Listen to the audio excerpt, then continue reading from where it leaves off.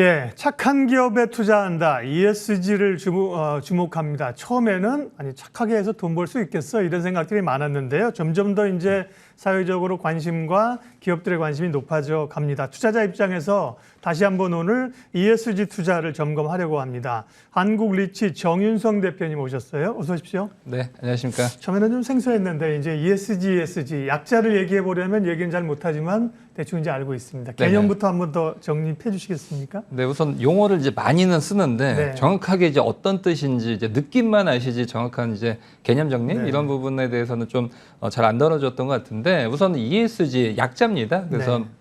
이 같은 경우는 environment 환경을 좀 뜻하고요. 또 화면 나오다시피 S 같은 경우는 이제 사회 어떤 사회적인 인식이나 가치 이런 것들에 대해서 좀 중요시가 되고 있다라고 볼 수가 있고요. 나머지 G는 이제 거버넌스.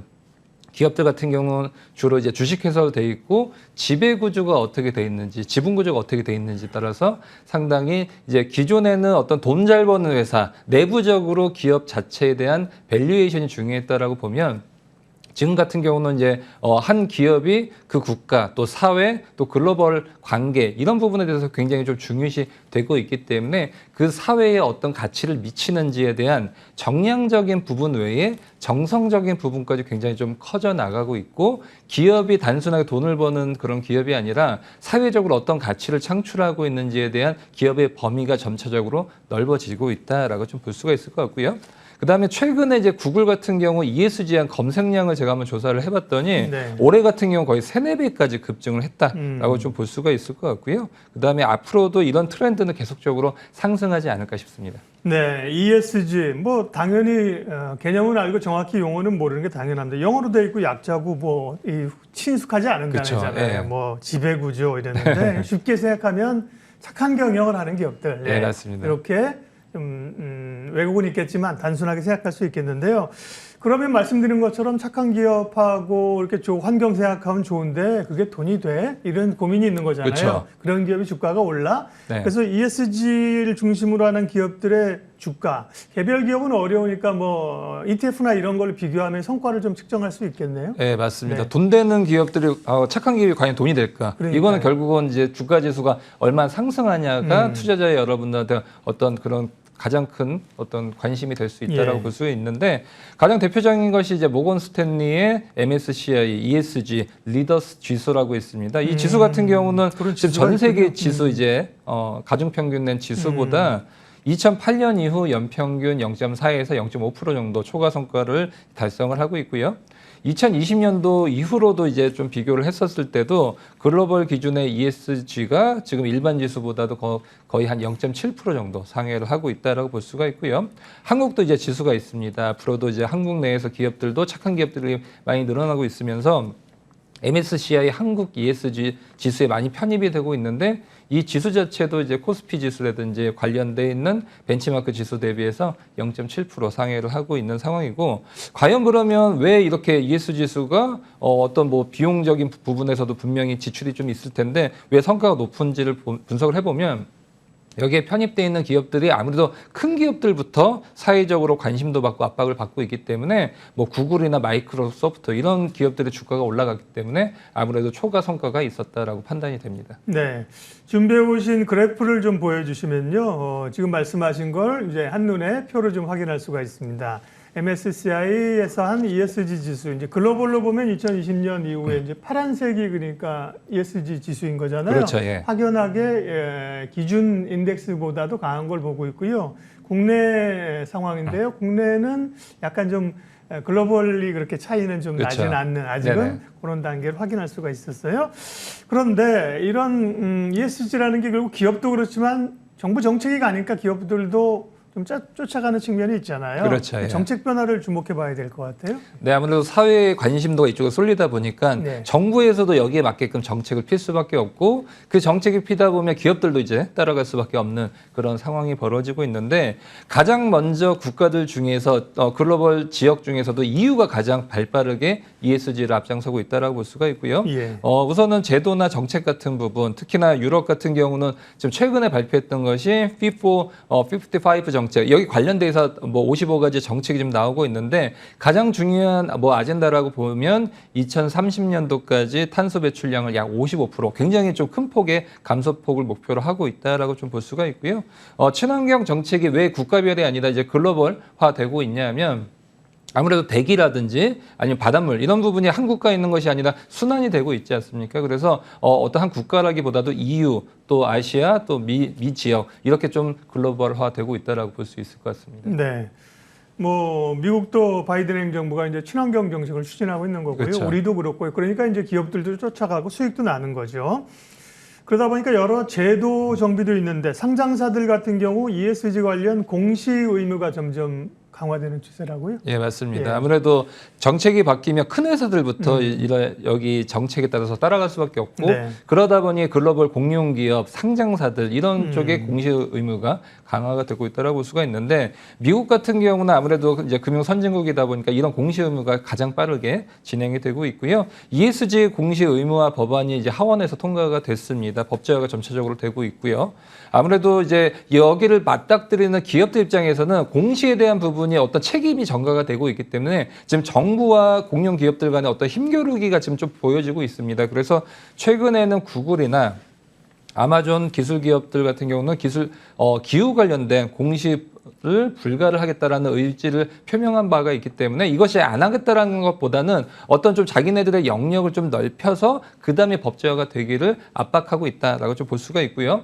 일본 같은 경우도 최근에 20년 12월 같은 경우는 ESG 정보 의무화 정책 발표를 했고 여기 타이밍에 맞게끔 최근 들어서 일본 같은 경우도 녹색 채권 발행이 규모가 증가가 되고 있어서 앞으로도 여기 관련돼서 뭐 어떤 친환경 정책을 필 수 있는 그런 투자 자금을 발행을 한 기초 자산으로 했던 채권들 같은 경우도 계속 늘어날 전망입니다. 네. 자, 이제 국내 투자자들은 아무래도 ESG 관련해서 해외 투자하는 것보다는 국내 관심이 많을 테니까 국내 우리나라의 ESG 관련 정책 변화라든지 전체 뭐 시장에서 커질 수 있는 파이는 어느 정도 됩니까? 네, 우선은 뭐 파이는 계속적으로 커져나가고 네. 있긴 한데 아직 법제화가 EU라든지 아니면 미국에 비해서 좀 초기 단계다라고 좀 정리를 할 수 있을 것 같고요. ESG 관련된 어떤 정책은 늦지만 펀드나 투자, 그러니까 민간 영역에서는 굉장히 빠르게 변화를 하고 있습니다. 화면 보시다시피 ESG 펀드 설정액 같은 경우가 20년 말에는 1.1조에서 지금 올해 3월달 같은 경우는 1.6조까지 증가를 했고요. ESG에 관련된 ETF 자산 규모 같은 경우도 작년 말 같은 경우는 2,000억에서 지금 올해 7월달 같은 경우는 5,400억 연 단위로 거의 2배씩 늘고 있다라고 좀 볼 수가 있고 네. 얼마 전에 제가 이제 시청자 여러분들께 어떤 것들을 이제 오늘 주제를 정할까 하고 서점을 한번 갔었거든요. 네, 근데 아예 한 영역에 전부 다 ESG 관련된 투자 책익들이 다 나열돼 있더라고요. 엄청나게 빠르게 국내에서는 관심도가 높다라고 좀 보여집니다. 네. 이런 정책 변화에 그래도 가장 민감하고 빠르게 대응하는 쪽은 대기업들이에요. 그렇죠. 포스코도 그렇고 뭐 SK그룹도 그렇고요.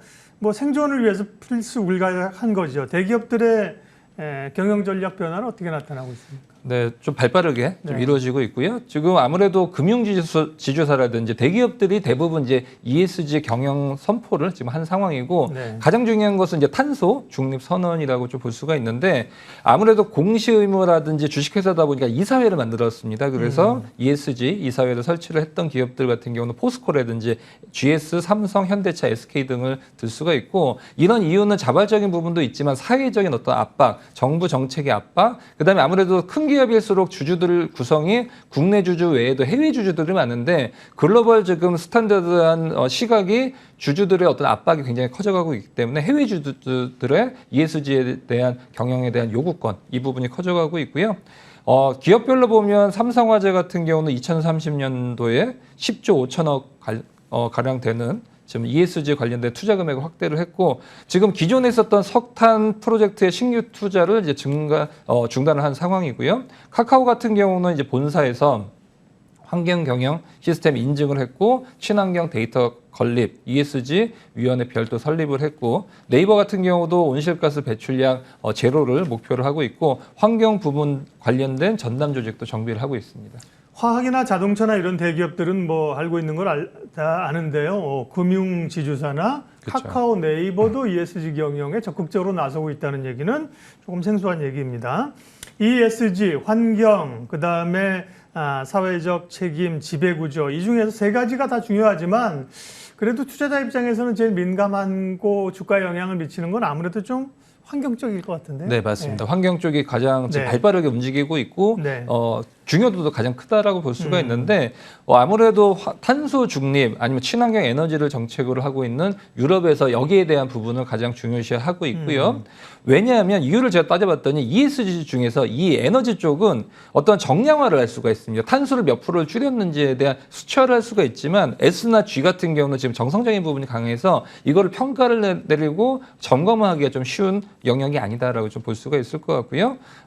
아무래도 지금까지는 이제 친환경적인 요소가 계속적으로 커져가고 있지만 최근에 또 트렌드는 ESG 중에서 S 사회적인 어떤 인식, 어떤 대기업들의 오너 이런 분들의 어떤 사회적인 역량 또 비도덕성 이런 부분이 최근에 SNS가 발달을 하다 보니까 이런 부분이 뭐 언론기관뿐만이 아니라 개인들이 이슈화했었을 때도 굉장히 빠르게 퍼져나가고 있고 이것이 이제 불매운동이라든지 주가 하락으로도 연결이 되고 있기 때문에 점차적으로는 S 쪽도 중요하다라고 보여집니다. 네. 그 기업별로 영향이나 혹은 최근에 있었던 사회적인 사례 이런 걸 얘기하려면 굉장히 많은데요. 오늘 시간이 좀 제한이 돼 있어서 기업 얘기는 그 정도 하고요. ESG 그중에 이제 환경 이런 쪽에서 주목할 만한 포인트 몇 가지 잡아오셨는데 CCUS 기술이라는 게 요즘 뜨겁다고 합니다. CCUS 기술은 뭔가요? 굉장히 좀 전문적인 용어라서 네. 좀 이걸 다 다루긴 좀 어려울 것 같고 네. 한마디로 얘기해서는 이제 이산화탄소를 이제 포집을 하고 이제 활용 저장 결국에는 탄소를 획기적으로 줄일 수 있는 기술이라고 좀 보시면 편하실 네. 것 같고요. 아무래도 국제 에너지 기구나 협의체 같은 경우에서도 이 CCUS 기술이 굉장히 중요하고 이 기술이 이제 상용화가 돼야지만 지구 평균 온도를 상승을 1.5도 이하로 제한하는 데 있어서 핵심적인 기술이라고 좀 볼 수가 있어서 투자자 여러분들도 이런 부분에 대해서 좀 중심을 갖고 보시면 될 것 같고요. 최근에 테슬라 일론 머스크 같은 경우도 CCUS 경연 기술 대회를 지금 예고를 했는데 상금이 무려 1억 달러를 내걸 만큼 굉장히 중요하다라고 좀 볼 수 있을 것 같습니다. 네, 이산화탄소 포집 활용 기술 이런 것들은 이제 주식시장에서 좀 관련주들이 언급이 그렇죠. 좀 되는 것 같습니다. 예, 그리고 또 좀 주목해 볼 기업이 이제 포스코 쪽인데요. 포스코는 뭐 이런 쪽에 수소라든지 뭐 엄청 투자도 하고 있고 ESG 채권 포스코의 교환사채 그린본드 교환사채가 있는데 이건 조금 어려울 수도 있는데 그 의미가 뭔지 좀 마지막으로 정리해 주세요. 네. 네, 결국은 뭐 투자 자금을 유치를 하는데 네, 굉장히 네. 성공적으로 됐다는 거고요. 최근에 이제 투자 자금을 유치하는 게 굉장히 힘들지만 어떤 그린본드를 발행을 했는데 이것이 투자에 대해서 완판이 됐다라는 것은 이제 기업들뿐만이 아니라 투자자들도 여기에 관련된 투자 자금을 모집했었을 때 상당히 지갑을 열 가능성이 커져가고 있다라는 부분이 굉장히 중요하다고 볼 수가 있고요. 여기서 의미가 있는 것은 교환사채라는 뜻이 처음에는 채권이라서 이자를 받는 건데 이자율이 제로입니다. 제로인데도 투자자들이 들어왔다는 것은 그만큼 지금 이자는 별로 기대를 안 하지만 나중에 주식으로 교환을 할 수 있는데 그 주식의 가치가 상승할 가능성이 크다라고 좀 볼 수 있기 때문에 예. 그만큼 앞으로 녹색 관련돼 있는 주식 발행, 채권 발행 이 부분도 좀 주목하시면 좋을 것 같습니다. 네. 해외에서 그렇게 이 그린 본드라는 게 채권이잖아요. 그죠? 그렇죠. 성공적으로 발행을 했고 계속 그런 수요들은 늘어날 것 같습니다. 예, 오늘 ESG 착한 기업 얘기를 했는데요. 오늘은 뭐 기업 얘기 좀 구체적인 기업 얘기는 못해서 좀 아쉬움이 있는데 네네. 그런 얘기들은 이제 계속 우리가 ESG 계속 해야 되거든요. 네네. 나중에 다음번에 모실 때는 조금 더 이제 기업별로 어떤 일을 하고 있는지 시간을 또 좀 마련해 보도록 하겠습니다. 한국 리치 정윤성 대표님 함께했습니다. 고맙습니다. 감사합니다.